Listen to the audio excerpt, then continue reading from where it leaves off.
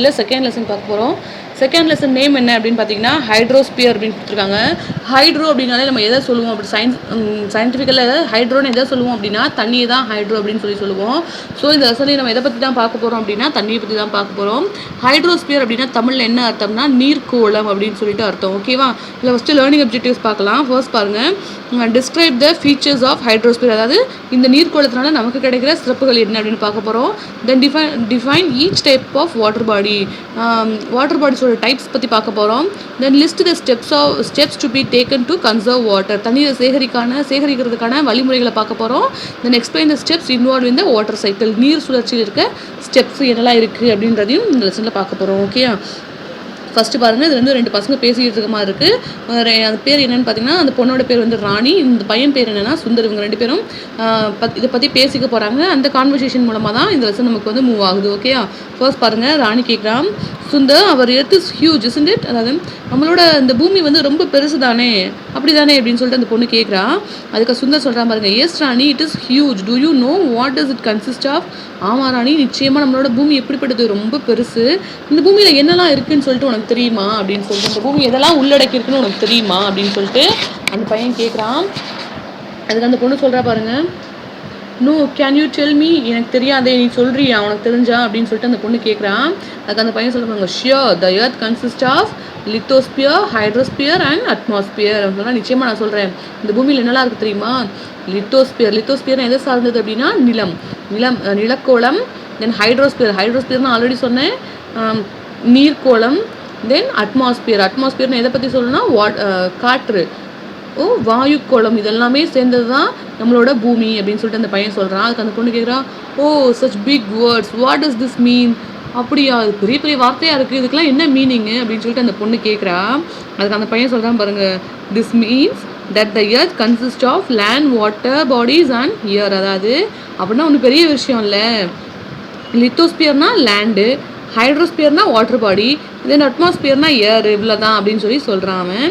அந்த பொண்ணு எனக்கு சொல்கிறா பாருங்க, எஸ் தட்ஸ் ட்ரூ, அப்படியா, கரெக்டு தான் அப்படின்னு சொல்லிட்டு அந்த பொண்ணு சொல்கிறா. அடுத்தது பாருங்கள், when we went to Marina Beach you have noticed how much water in the sea. நம்ம மெரினா பீச் போனோம்ல, உனக்கு ஞாபகம் இருக்கா, அங்கே நீ பார்த்தியா, கவனிச்சியா, அங்கே எவ்வளோ தண்ணி இருக்குது அப்படின்னு சொல்லிட்டு அந்த பையன் கேட்குறான். கேட்டுட்டு அவனே சொல்கிறான் பாருங்கள், the water from oceans, sea and so on became a part of the hydrosphere. அதாவது இந்த பெருங்கடல், கடல், அது மட்டும் இல்லாமல் தண்ணீர் சார்ந்த எல்லா ஆகாரங்களுமே எதில் ஒரு பார்ட்டு தான், இந்த ஹைட்ரோஸ்பியரில் ஒரு பகுதி தான் அப்படின்னு சொல்லிட்டு அந்த பையன் சொல்கிறான். அதுக்கு அந்த பொண்ணு சொல்லுவாங்க, wow can you tell me more about hydrosphere Sundar, அதாவது அப்படியா, எனக்கு இந்த ஹைட்ரோஸ்பியர் பற்றி இன்னும் கொஞ்சம் சொல்கிறியா சுந்தர் அப்படின்னு சொல்லிட்டு அந்த பொண்ணு கேட்குறா. அந்த பையன் சொல்லுவாங்க, ஷியோர் நான் சொல்கிறேன் உனக்கு அப்படின்னு சொல்லிட்டு அவன் சொல்ல ஆரம்பிக்கிறான். ஃபஸ்ட்டு ஹைட்ரோஸ்பியர் பற்றி சொல்கிறான். Hydrosphere is the total amount of water present on a planet. அதாவது ஹைட்ரோஸ்பியர் அப்படின்னா என்ன அப்படின்னா, ஒரு பிளானெட்டில், ஒரு கோளில் எந்த அளவுக்கு தண்ணி இருக்கோ அதோட மொத்த அமௌண்ட் தான் என்னன்னு சொல்லுவாங்க அப்படின்னா ஹைட்ரோஸ்பியர். இப்போ நம்ம பூமி அப்படின்ற இந்த கோள் எடுத்துக்கிட்டோம்னா, இந்த பிளானெட் நம்ம எடுத்துக்கிட்டோம்னா, இந்த பூமியில் இருக்க மொத்த தண்ணீரோட அளவையும் தான் என்ன சொல்லுவாங்க அப்படின்னா ஹைட்ரோஸ்பியர் அப்படின்னு சொல்லுவாங்க. இந்த hydrosphere includes the water that is present on the surface of the planet, under ground and the air. இந்த ஹைட்ரோஸ்பியர் எதெல்லாம் இன்க்ளூட் பண்ணும், எதெல்லாம் சேர்ந்தது தான் இந்த ஹைட்ரோஸ்பியர் அப்படின்னா, நம்ம பூமியில் மேல் பரப்பில் இருக்க தண்ணி, நம்ம அண்டர் கிரவுண்ட் அதாவது நிலத்தடி நீர், அப்புறம் காற்றுல இருக்க ஈரப்பதம், எல்லாத்தையும் கணக்கு பண்ணி மொத்தம் எவ்வளோ வருதோ அதுதான் இந்த ஹைட்ரோஸ்பியர் அப்படின்னு சொல்லி அந்த பையன் சொல்கிறான். Therefore a planet's hydrosphere can be in a form of liquid, vapor and solid in the form of ice. அதாவது இப்போ நம்ம கணக்கு பண்ணுற இந்த ஹைட்ரோஸ்பியரில் தண்ணி மட்டும் கிடையாது, இந்த தண்ணி வந்து தண்ணியாக மட்டுமே இருக்கணும்னு கிடையாது, அது சாதாரண தண்ணியாகவும் இருக்கலாம், அது காற்றுல இருக்க ஈரப்பதமாகவும் இருக்கலாம், அது மட்டும் இல்லாமல் அந்த தண்ணியே உறைஞ்ச ஐஸ் கட்டியாகவும் இருக்கலாம். அதெல்லாம் சேர்த்து தான் என்ன பண்ணுவாங்க, இந்த ஹைட்ரோஸ்பியரையே கணக்கு பண்ணுவாங்க அப்படின்னு சொல்கிறாங்க. தென் பாருங்கள், hydrosphere covers about 71% on the planet earth. நம்ம பூமியை ஒரு 100% நம்ம எடுத்துக்கிட்டோம் அப்படின்னா அதில் 71% என்ன தான் இருக்கான், வெறும் தண்ணி மட்டும்தான் இருக்குன்னு சொல்கிறாங்க. மிச்சம் இருக்க 29% தான் நம்ம வாழ்கிற இந்த நிலப்பரப்பு இருக்குது. மிச்சம் 71% என்ன தான், இந்த ஹைட்ரோஸ்பியர் தண்ணி மட்டும்தான் இருக்குது அப்படின்னு சொல்கிறான். அந்த 71% இருக்க தண்ணி எப்படி இருக்கான், அந்த 71% தண்ணின்னு சொல்கிறாங்க பார்த்தீங்களா, அது எப்படி இருக்குது, தண்ணியாகவும் இருக்குது, ஐஸாகவும் இருக்குது. இப்போ நம்ம யூஸ் பண்ணுற தண்ணி கடல் தண்ணியாகவும் இருக்குது. இந்த இன்னொன்று எப்படி இருக்குது, இந்த இமயமலை அங்கங்கெல்லாம் அந்த ஐஸ் கட்டி மாதிரிலாம் இருக்கும் பார்த்தீங்களா, எப்பயுமே உறைஞ்சி இருக்குது. அட்லாண்டிக்கு அந்த மாதிரிலாம் இருக்குது பார்த்தீங்களா, அந்த ஃப்ரோசன் ஐஸையுமே கணக்கு பண்ணி தான் என்ன சொல்கிறாங்க, 71% ஹைட்ரோஸ்பியர் இருக்குது அப்படின்னு சொல்கிறாங்க.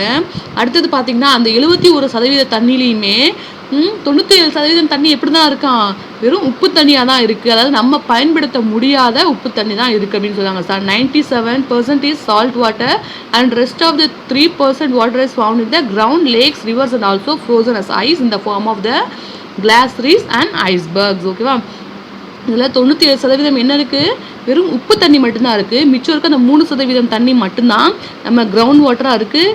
லேக்ஸு, ரிவர்ஸ், இந்த மாதிரி ஃப்ரோசன் ஐஸ், இந்த மாதிரி நம்ம பயன்படுத்துகிற உபயோகப்படுத்துகிற அந்த தண்ணியாக வெறும் 3% தண்ணி மட்டும்தான் இருக்குது அப்படின்னு சொல்கிறாங்க.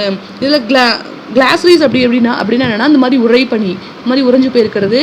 தென் ஐஸ்பர்க்னா என்னன்னு சொல்லுவாங்கன்னா பனிப்பாறை அப்படின்னு சொல்லுவாங்க. ஐஸ்பர்க் இதுதான் பனிப்பாறை. ஓகே, அடுத்து நான் எதுன்னு பார்க்கலாம். நமக்கு லெட்டர்ஸ் நோவில் ஒரு பாயிண்ட் கொடுத்துருக்காங்க, அதை பாருங்களேன். There is no aquatic life in dead sea because it too salty. என்ன சொல்கிறாங்க அப்படின்னா, நம்ம வேர்ல்டில் டெட் சி அப்படின்னு சொல்லிட்டு ஒரு கடல் இருக்குது. தமிழ் எப்படி சொல்லுவாங்கன்னா அது வந்து கடல் அப்படின்னு சொல்லுவாங்க, டெட் சி. அந்த கடல் என்ன பண்ண முடியும், எந்த ஒரு உயிரினமே என்ன பண்ண முடியாதான், உயிர் வாழவே முடியாதான். ஏன்னா அந்த தண்ணி எப்படி இருக்குமா, ரொம்ப ரொம்ப உப்பு தண்ணியாக இருக்குமா. இப்போ நார்மல் கடல் தண்ணியை விட அதிகமான மடங்கு என்ன இருக்குமா, உப்பு வந்து அந்த தண்ணியில் இருக்குமா. அதனால் என்ன பண்ண முடியாதான், அந்த தண்ணியில் எந்த ஒரு உயிரினமே வாழ முடியாதா. அதனால தான் அந்த கடலுக்கோட பேர் என்னது, டெட் சி. ஓகேவா, அது மட்டும் இல்லாமல் அந்த தண்ணி எப்படி தண்ணினா, அந்த தண்ணி வந்து எதையுமே வந்து அப்சர்வ் பண்ணிக்காதான், உள்ளே எடுத்துக்காதான். ஸோ நம்ம போய் அந்த கடலுக்குள்ளே விழுந்தா கூட என்ன பண்ணுவோம், மேலே தான் மிதப்போமா, அந்த தண்ணிக்குள்ளே முங்கி போயிட மாட்டோம் அப்படின்னு சொல்லிட்டு சொல்லுவாங்க. அது ஒரு எக்ஸ்ட்ரா இன்ஃபர்மேஷன். அடுத்தது பாருங்கள், இம்பார்ட்டன்ஸ் ஆஃப் ஹைட்ரோஸ்பியர். இந்த ஹைட்ரோஸ்பியரோட முக்கியத்துவங்கள்லாம் என்ன அப்படின்னு கொடுத்துருக்காங்க.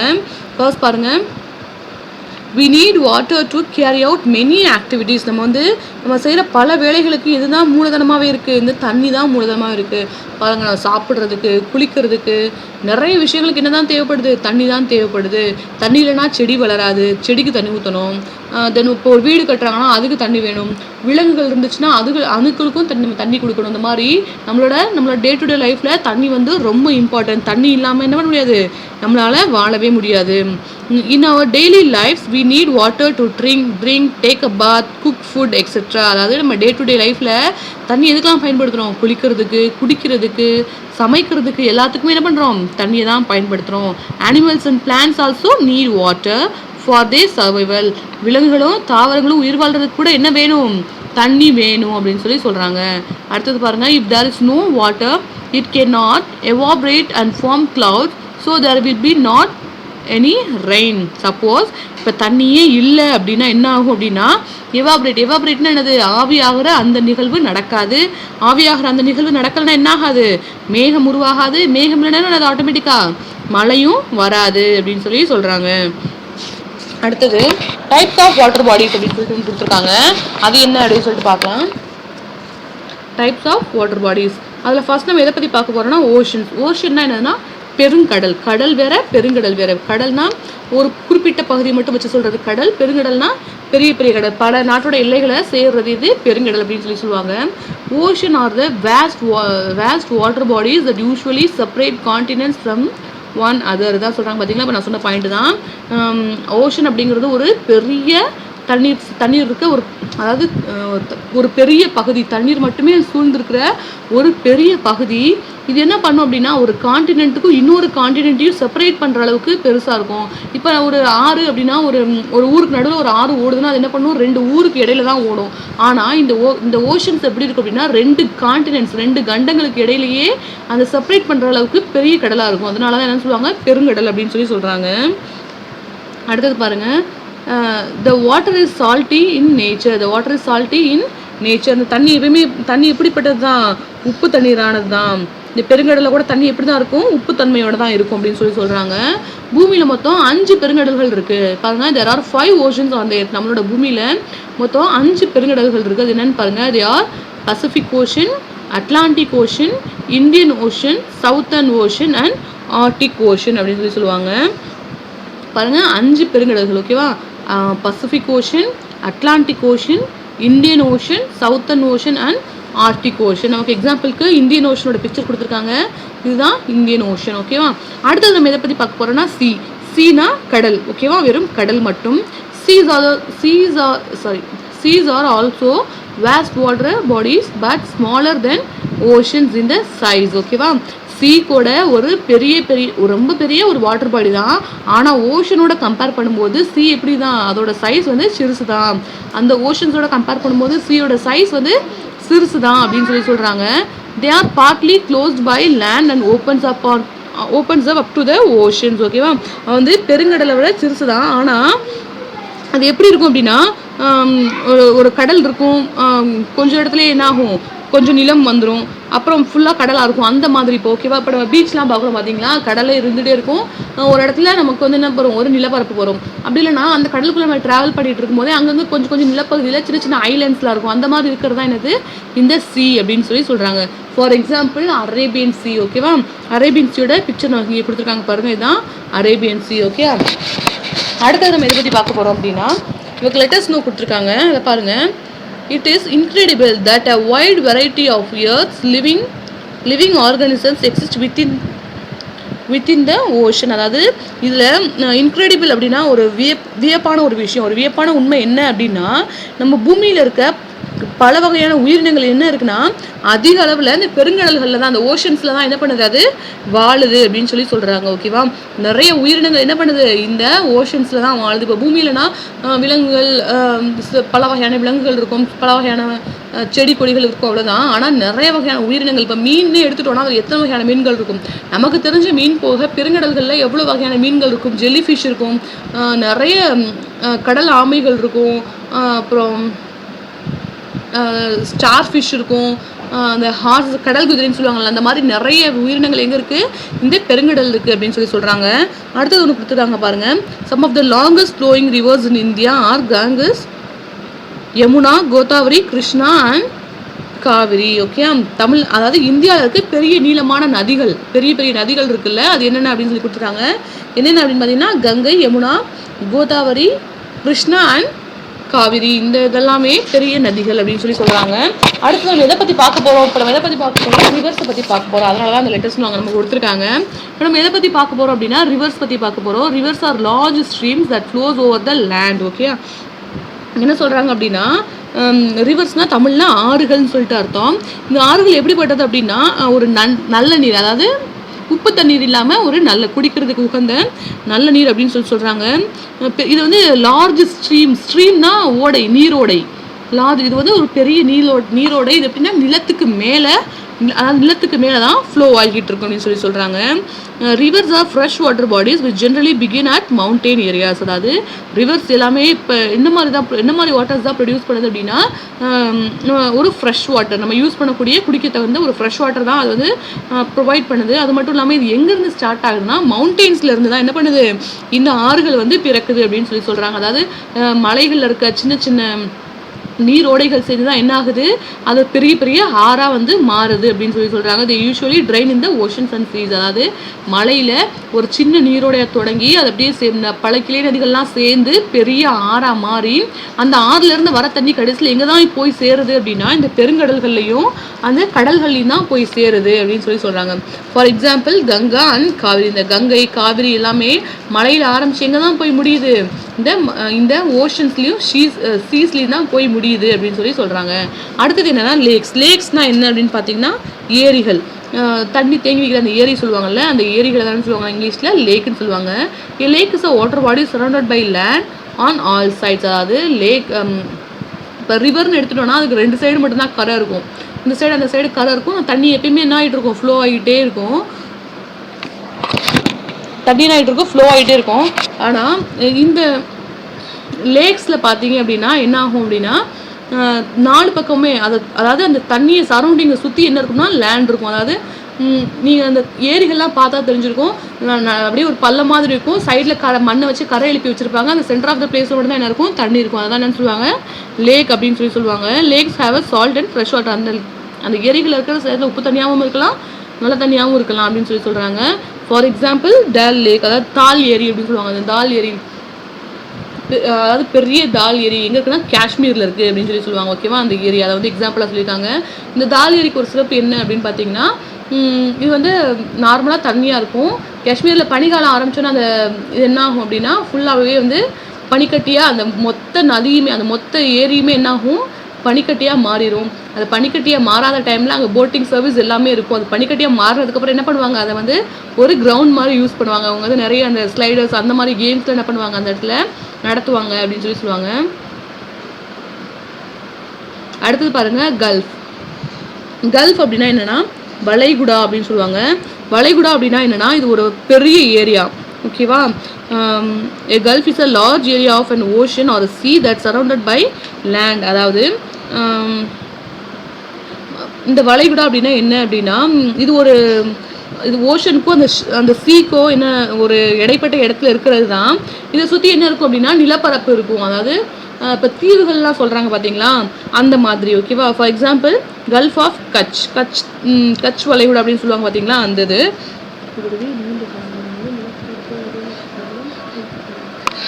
அடுத்தது பார்த்தீங்கன்னா பே. A bay is a body of water which is partially enclosed by land. அதாவது இது என்ன சொல்லுவாங்க அப்படின்னா, பே அப்படின்னா என்ன சொல்லுவாங்கன்னா விரிகுடா அப்படின்னு சொல்லுவாங்க. இது வந்து எப்படி இருக்குன்னா இதுலேயும் நிலப்பரப்பு தான் இருக்கும். நிலப்பரப்பு எப்படி இருக்குன்னா நார்மலாக ஒரு ஷேப்பில் இல்லாமல் நீல வாக்கில் இதோட நிலப்பரப்பு இருக்கும் அப்படின்னு சொல்கிறாங்க. இது கூட எப்படி இருக்கும், இதை சுற்றியும் நிலம் வந்து இருக்கும். அதாவது இதெல்லாம் சின்ன சின்ன தீவுகள் மாதிரி தான் இது அப்படி சொல்கிறாங்க. ஓகேவா, it has wide mouth opening of land and join in the sea and other large water bodies. இது வந்து எப்படி இருக்குன்னா கடல்லையோ ஒரு பெரிய நீர்ப்பரப்புலையோ என்ன இருக்கும், இது சேர்ந்துருக்கும். அதாவது ஒரு கடலை வந்து ஒரு கடலுக்கு நடுவுலையோ இல்லை ஒரு பெரிய நீர்ப்பரப்புக்கு இடையிலையோ ஒரு தீவு மாதிரி இந்த இடம் பண்ணும் அமைஞ்சிருக்கும் அப்படின்னு சொல்கிறாங்க. For example bay of Bengal. அந்த பே ஆஃப் பெங்கால் அந்த ஓஷன் இருக்கு பார்த்தீங்களா, அதை சொல்கிறாங்க. ஓகேவா, அடுத்தது பாருங்கள் லெட்டர்ஸ் நோ கொடுத்துருக்காங்க. Sambar Salt Lake is in Rajasthan is one of the important inland salt water lake in India. அதாவது ராஜஸ்தானில் இருக்க இந்த சாம்பர் உப்பு ஏரி அப்படின்றது இந்தியாவில் இருக்க மிகப்பெரிய உள்நாட்டு உப்பு ஏரி அப்படின்னு சொல்கிறாங்க. அதாவது கடலை தவிர்த்து ஒரு ஏரி வந்து உப்பாக இருக்குது அப்படின்னா இந்த சாம்பர் சால்ட் லேக் அதுதான் அப்படின்னு சொல்கிறாங்க. இது எங்கே இருக்குது அப்படின்னா ராஜஸ்தானில் இருக்குது. ஓகே, அடுத்தது பார்த்தீங்கன்னா லாங்கூன் அப்படின்னு சொல்லிட்டு கொடுத்துருக்காங்க. லாங்கூன்னா என்ன அப்படின்னா எப்படி சொல்லுவாங்கன்னா உப்பங்குழி அப்படின்னு சொல்லுவாங்க தமிழில், உப்பங்குழி. ஓகேயா, கடல்ல இருந்து உப்பை தனியாக பிரித்து ஆழம் குறைவான இடத்துல வச்சு அதை என்ன பண்ணுவாங்க, அதை வந்து உப்பு வந்து கிரியேட் பண்ணுவாங்க. அதை தான் என்ன சொல்லுவாங்கன்னா லாங்கூன். இது stretch of salt water separated from the sea by and a low sand bank. ஓகேவா, லேக் சில்கா இன் ஒடிசா. அதை என்ன பண்ணுவாங்க அப்படின்னா கடல் பகுதியிலேருந்து அந்த தண்ணியை கொஞ்சம் பிரித்து எடுத்து அதுலேருந்து என்ன பண்ணுவாங்க உப்பு தண்ணியை பிரித்து எடுத்து நிலத்தோடு சேர்த்து இதை வந்து உருவாக்குவாங்க. அதை தான் லாங்கூன் உப்பங்களி அப்படின்னு சொல்கிறாங்க. ஃபார் எக்ஸாம்பிள் இதுக்கு என்ன சொல்லியிருக்காங்க அப்படின்னா ஒடிசாவில் இருக்க சிலிக்கா ஏரி அதை வந்து இதுக்கு வந்து ஒரு எக்ஸாம்பிளாக சொல்லியிருக்காங்க. ஏன்னா ஒடிசாவில் இருக்க இந்த சிலிக்கா ஏரி என்ன பண்ணுவாங்க, சிலிக்கா அந்த லேக் அதை என்ன பண்ணுவாங்க அப்படின்னா கடல்ல இருந்து தண்ணியை செப்பரேட் பண்ணி அதாவது கொஞ்சம் தண்ணியை எடுத்து ஒரு ஏரியா வந்து கிரியேட் பண்ணி வைப்பாங்க. அதை தான் இது வந்து சொல்கிறாங்க. ஓகேவா, அடுத்தது ஸ்ட்ரைட் அப்படின்னா நீர்ச்சந்தி அப்படின்னு சொல்லுவாங்க. நீர்ச்சந்தி அதாவது ரெண்டு பெரிய ஏரி இருக்குன்னா அதுக்கு இடையில ஒரு சின்ன ஒரு பரப்பு வந்து உருவாக்கி அந்த ரெண்டு ஏரியும் இணைக்கிறது. ஓகேவா, இப்போ ஃபார் எக்ஸாம்பிள் இப்போ ஒரு இடத்துல இந்த இடத்துல ஒரு ஏரி அந்த இடத்துல ஒரு ஏரி இருக்குது அப்படின்னா சென்டரில் ஒரு வாய்க்கால் மாதிரி கூட அதை கிரியேட் பண்ணி ரெண்டு ஏரியுமே இணைக்கிறது. அதனால் எப்படி இருக்கணும், அந்த இடத்துல தண்ணி எப்பயுமே தண்ணி ஈவனாக இருக்கும். ஒரு இடத்துல கூடயும் இருக்காது, ஒரு இடத்துல குறைச்சும் இருக்காது. ஏன்னா ஒரு இடத்துல கூட இருந்தால் அந்த வாய்க்கால் வழியாக என்ன ஆகும், இன்னொரு ஏரி நிரம்பிடும். சப்போஸ் இந்த இடத்துல ஏரி தண்ணியில் நிறையா இருந்துச்சுன்னா மறுபடியும் இந்த வாய்க்கால் வழியாக என்ன ஆகும், அந்த ஏரியும் நிரம்பும். இது மாதிரி தண்ணி எப்படி இருக்குன்னா ரெண்டு இடத்துலையுமே ஈக்குவலாகவே இருக்கும். அதை தான் என்னென்னு சொல்லுவாங்க அப்படின்னா இந்த நீர் சந்தி அப்படின்னு சொல்கிறாங்க. A strait is a narrow stretch of water which join two larger water bodies. For example இதுக்கு என்ன கொடுத்துருக்காங்க அப்படின்னா Palk strait joining the bay of Bengal and Indian ocean. ஓகேவா, பார்க் நீர்ச்சந்தி அப்படின்றது என்ன பண்ணுதான் இந்த வங்காள விரிகுடாவையும் இந்திய பெருங்கடலையும் என்ன பண்ணுது, அது இணைக்குது அப்படின்னு சொல்கிறாங்க. நான் வந்து ஏரியை வச்சு எக்ஸாம்பிள் சொன்னேன். ஆனால் என்ன சொல்லியிருக்காங்க ரெண்டு கடல்களையே இணைக்கிற அந்த பால் ஸ்ட்ரெயிட்டை பற்றி இவங்க சொல்லியிருக்காங்க. ஓகேவா? அடுத்தது பார்த்தீங்கன்னா வாட்டர் ஃபால். வாட்டர் ஃபால் அப்படின்னு என்ன சொல்லுவோம், நம்ம அருவின்னு சொல்லுவோமா, அருவி வாட்டர் ஃபால். ஓகேவா? Waterfall form when a river flow from a great height, for example Courtallam waterfall. இப்போ வாட்டர் ஃபால் அப்படின்னா என்ன அப்படின்னா அதுவும் ஒரு ஆறு தான். அந்த ஆறு மலைகளை கடந்து வரும்போது பெரிய உயரமான மலைகள்ல இருந்து கீழே விழுகிறத தான் நம்ம என்னன்னு சொல்லுவோம், அருவி. அதாவது அது தரையிலேயே ஓடிக்கிட்டு இருந்தால் அது ஆறு, அதுவே மேலே உயரமான இடத்துல இருந்து கீழே விழும்போது என்னன்னு சொல்கிறோம், அருவின்னு சொல்கிறோம். ஓகேவா? ஃபார் எக்ஸாம்பிள் குற்றாலம் அருவி. குற்றாலம் அருவி எல்லாமே பார்த்து தான் மேலேருந்து வர அருவி வந்து தண்ணி கீழே அப்படியே ஃப்ளோ ஆகுறது என்னன்னு சொல்கிறோம், நம்ம வந்து அருவி அப்படின்னு சொல்லி சொல்கிறோம். ஓகேவா? அடுத்தது நம்ம எதை பற்றி பார்க்க போகிறோம் அப்படின்னா we should be very careful about how we use the water. நம்ம என்ன பண்ணணும், நம்ம எப்பயுமே நம்ம வந்து தண்ணீரை எப்படி பயன்படுத்தணும் அப்படின்ற அந்த கான்ஷியஸ்னோட இருக்கணும் அப்படின்னு சொல்லி, அந்த கான்ஷியஸில் நம்ம இருந்தால் தான் நம்மளால் என்ன பண்ண முடியும், தண்ணியை சேகரிக்க முடியும். ஒரு சின்ன வேலைக்கு அதிக அளவு தண்ணீர் என்ன பண்ணக்கூடாது, பயன்படுத்தக்கூடாது அப்படின்னு சொல்கிறாங்க.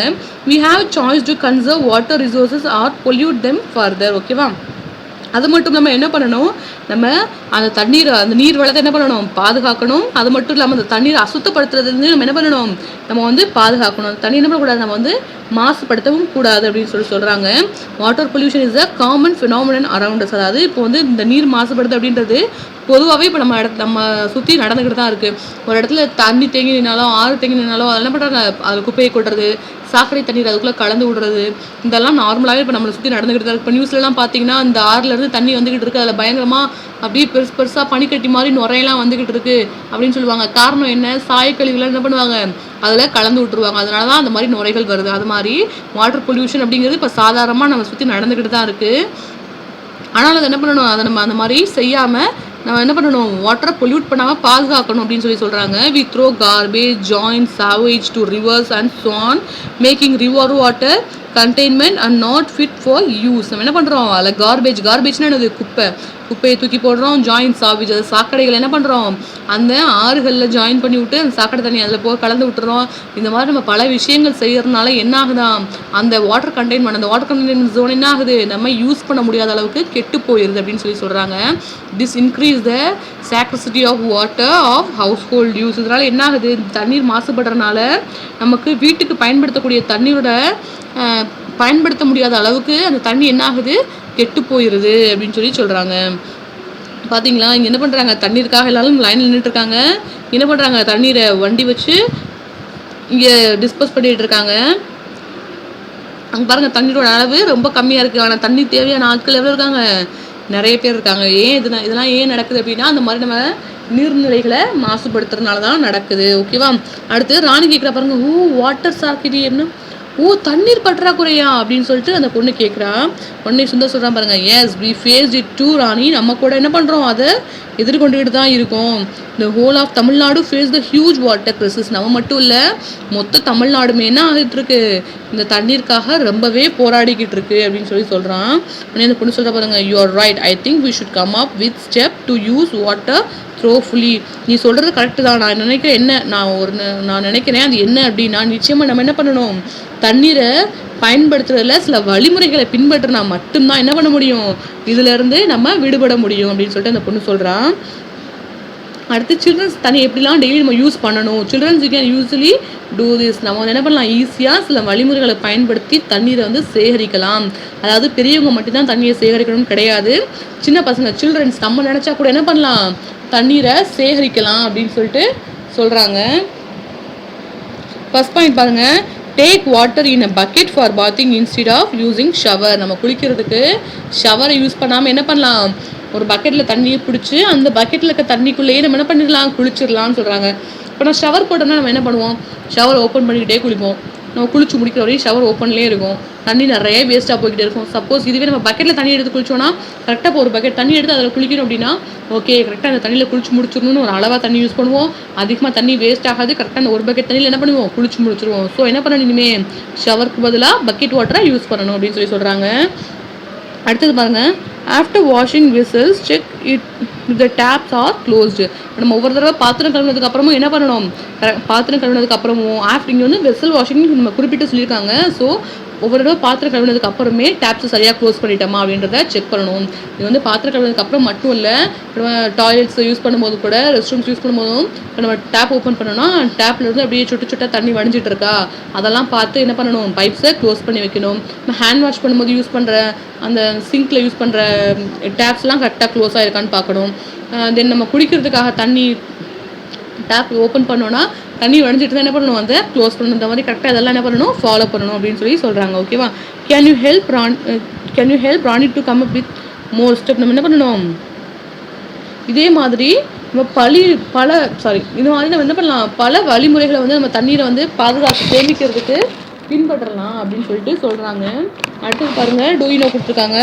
Don't put plastic garbage when you are go near beaches, it is very dangerous for the aquatic life. அதாவது இப்போ நம்ம ஒரு கடலுக்கோ இல்லை ஒரு அதாவது நீர்நிலை எது பக்கத்தில் போனாலுமே பிளாஸ்டிக் குப்பைகள், அதாவது அந்த ஜூஸ் குடிக்கிற அந்த வாட்டர் பாட்டில், தண்ணி குடிக்கிற water bottle, water packet, chips packet, அந்த மாதிரி பிளாஸ்டிக் சம்மந்தமான எந்த பொருளையும் என்ன பண்ணாதீங்க, அதில் போடாதீங்க, அந்த நீர்நிலைகளில் போடாதீங்க. ஏன் அப்படின்னா அந்த நீர்நிலைகளில் உயிர் வாழ்கிற அந்த விலங்குகளுக்கு அது எப்படி இருக்காது, ரொம்ப டேஞ்சரஸாக இருக்கும் அது அப்படின்னு சொல்லி சொல்கிறாங்க. ஓகேவா?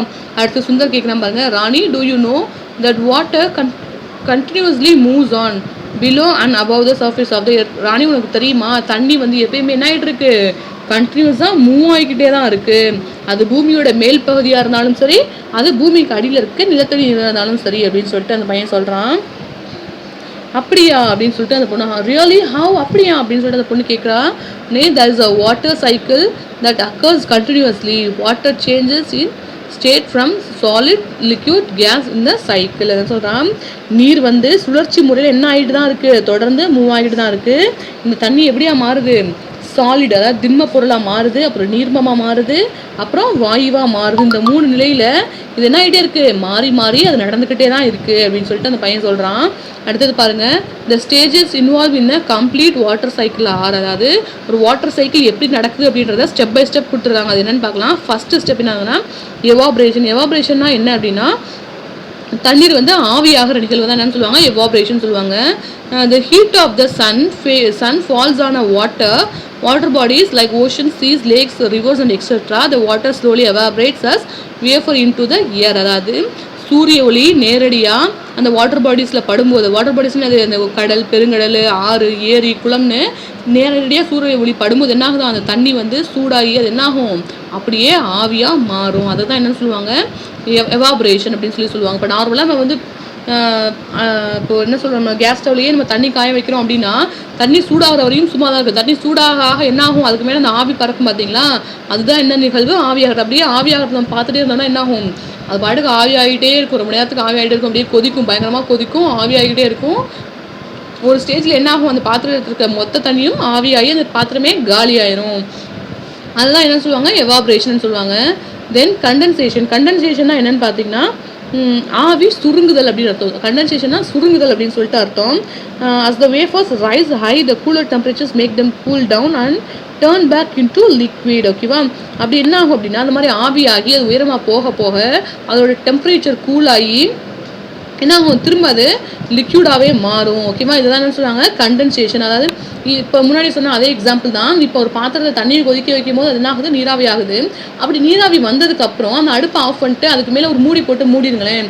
கொஞ்சம் நேரம் கழிச்சு அந்த தண்ணி ஆறுனதுக்கப்புறம் அந்த மூடியை திறந்து பார்த்தீங்கன்னா அந்த மூடி ஃபுல்லாக என்ன இருக்கும், ஒரு மாதிரி எப்படி தண்ணீர் துளிகளாக நிற்கும் பார்த்தீங்களா, அதை தான் இந்த கண்டென்சேஷன் அப்படின்னு சொல்கிறாங்க. Wind moves the liquid around leading the formation of clouds. இந்த மாதிரி ஃபார்மேஷனாக என்ன ஆகுது, இந்த மேகங்கள் வந்து உருவாகுது அப்படின்னு சொல்கிறாங்க. அதாவது ஆவியாகி மேலே போன தண்ணி அந்த கூல் டவுன் ஆகி என்ன ஆகுது, நீர்த்துளிகளாக மாறி கிளவுடாக ஃபார்ம் ஆயிடுது அப்படின்னு சொல்கிறாங்க. அடுத்த ஸ்டெப் என்ன அப்படின்னு பார்த்தீங்கன்னா precipitation அப்படின்னா என்னன்னு பார்த்தீங்கன்னா மழை பொழிவு அப்படின்னு சொல்கிறாங்க. Wind movements cause the clouds particles to collide. ஓகேவா? என்ன ஆகுது அப்படின்னா இந்த மாதிரி காற்றுல வந்து மேகங்கள் அங்கேயும் இங்கேயும் மூவ் ஆகிக்கிட்டு இருக்கும்போது என்ன ஆகுமா, ஒன்றோட ஒன்று அது மோதுமா. அந்த மாதிரி மோதும் போது தான் அந்த மேகங்கள் என்ன ஆகுது, மழையாக என்ன ஆகுது, மாறுது அப்படின்னு சொல்கிறாங்க. they became rain bearing clouds and fall back onto the earth surface. இந்த மாதிரி 2 மேகங்கள் அதிகமாக மோதிக்கும் போது என்ன ஆகுது, இந்த மழைப்பொழிவு ஏற்படுது. மழைப்பொழிவு ஏற்பட்டு இங்கிருந்து ஆவியாக போனது தண்ணி மறுபடியும் தண்ணியாகவே என்ன ஆகுது, இந்த பூமிக்கு வந்து சேருது அப்படின்னு சொல்கிறாங்க. this may occur in the form of rain, hail, snow and dew depending on upon the temperature conditions. Okay, இங்கே மாதிரி இங்கே என்ன சொல்கிறாங்க அப்படின்னா, இந்த மாதிரி மழைப்பொழிவு எப்படி தான் நடக்குது அப்படின்னா, வெப்பநிலை மாற்றம், அதாவது தட்ப வெப்பநிலை மாற்றம் எந்த அளவுக்கு அந்த இடத்துல வெப்பநிலை இருக்குது அப்படின்றத பொறுத்து அந்த தண்ணி சாதாரண மழையாவோ இல்லை ஹெயில்னா ஸ்னோ அப்படின்னா ஆலங்கட்டி மழையாவோ பனியாவோ பனித்துளியாவோ ஏதோ ஒரு செயல் மூலமாக நம்மளோட இந்த பூமியை வந்து சேர்ந்துருது. அந்த இடத்துல இருக்க அந்த வெதர் கண்டிஷனை பொறுத்து இந்த மாதிரி வந்து நடக்குதுன்னு சொல்கிறாங்க. இப்போ நார்மலாக இருக்க இடங்கள் என்ன பண்ணும், தண்ணி மழையாக பொழியும். அதிகமான புழுக்கம் இருக்கிற இடத்துல எப்படி ஆகும் அப்படின்னா ஆலங்கட்டி மழையாக பெய்யும். ரொம்ப குளிர் இருக்க இடத்துல அப்படியே பனிப்பொழிவு இந்த டைம்லலாம் கூட பார்த்தீங்கன்னா வெளியிலலாம் பைக் நிப்பாட்டி வச்சுருந்தீங்கன்னா பாருங்களேன், காலைல பார்த்தீங்கன்னா அது ஃபுல்லாக ஒரு மாதிரி இப்படி ஈரமாக இருக்கும். சீட் இப்படி தடவி பார்த்தீங்கன்னா தெரியும், இப்படி ஒரு மாதிரி தண்ணி மாதிரி இருக்கும் பார்த்தீங்களா. அந்த மாதிரி நிகழ்வுகள் கூட ஏதோ ஒரு நிகழ்வு மூலமாக மேலே மேகமாக இருக்க அந்த தண்ணி என்ன ஆயிடுது, மறுபடியும் இந்த பூமியை வந்து நீராக வந்து சேர்ந்துருது அப்படின்னு சொல்லி சொல்கிறாங்க. Then run off and infiltration. Run off and infiltration என்ன அப்படின்னு பார்த்தீங்கன்னா வழிந்தோடுதல் மற்றும் உறிஞ்சப்படுதல் அப்படின்னு சொல்லி சொல்கிறாங்க. ரன் ஆஃப் அப்படின்னா வழிந்து ஓடுதல் அப்படின்னு அர்த்தம். தென் இன்ஃபில்ட்ரேஷன் அப்படின்னு சொன்னால் உறிஞ்சுதல் அப்படின்னு சொல்லி சொல்கிறாங்க. The water either run into oceans, rivers and ground surfaces or is absorbed into the soil. This cycle continues. அப்படி மேலேருந்து நமக்கு கீழே மழையாக விழுகிற தண்ணி என்ன ஆகுதுன்னா, ஒன்று அது அப்படி தண்ணி வடிஞ்சு போய், அதாவது சம்திங் தண்ணி இந்த மாதிரி வெள்ளம் மாதிரி ஆகி ரிவர்ஸ்லேயோ ஓஷன்ஸ்லேயோ சீஸ்லேயோ எங்கேயோ ஒரு இடத்துல மழை தண்ணீராக போய் கலந்துருது. மீதம் இருக்க தண்ணி என்ன ஆகுமா, நம்மளோட மண்ணால் உறிஞ்சப்பட்டு மறுபடியும் என்ன ஆகுது, அப்சர்வ் பண்ணி நிலத்தடி நீராகவே போயிடுது. இந்த சைக்கிள் மறுபடியும் நடக்கும். இதே மாதிரி தண்ணி மூவ் ஆகிட்டே இருக்கும். அந்த தண்ணி எவாபரேட் ஆகி க்ளவுட் ஆகும். க்ளவுட் ஆகி திரும்ப மழையாக வரும். மழையாக வந்தோன்னா திரும்ப இந்த ரன் ஆஃப் இன்ஃபில்ட்ரேஷன் நடக்கும். இந்த மாதிரி தண்ணீரோட சுழற்சி திரும்ப திரும்ப நடந்துக்கிட்டே தான் இருக்கும் அப்படின்னு சொல்லி சொல்கிறாங்க. ஓகே, இதோட இந்த கிளாஸ் முடியுது. ஓகே, இதோட ஒர்க் புக் எக்ஸசைஸில் நெக்ஸ்ட் கிளாஸில் பார்க்கலாம். Thank you students.